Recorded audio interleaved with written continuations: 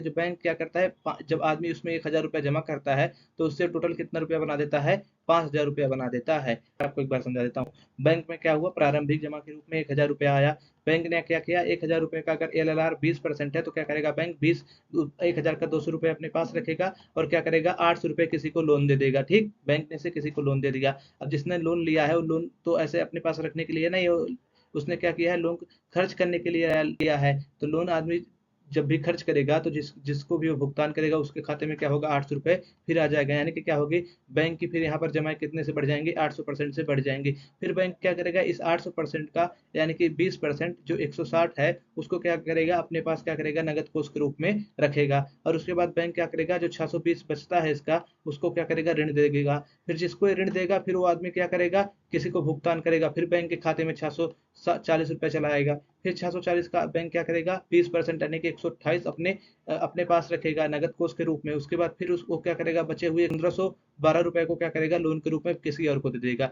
और यह प्रक्रिया ऐसे ही चलती जाएगी, यानी कि बैंक ऐसे ही क्या करेगा, प्रक्रिया चलाता जाएगा, लोन देता जाएगा। और ये प्रक्रिया तब खत्म होगी जब क्या होगा, जो बैंक की प्रारंभिक जमाएं थी, यानी कि जो बैंक का प्रारंभिक जमा में जो इसके पास इतना आया था 1000 रुपया, जब ये नगद कोष के बराबर हो जाएगा, यानी कि जब पूरा नगद कोष 1000 के बराबर हो जाएगा तो क्या होगा, या जो साख सीजन की प्रक्रिया होगी क्या होगी, समाप्त हो जाएगी। ठीक, ये अब मैं इसको सब जो लिखा है तालिका में समझा देगा हूँ।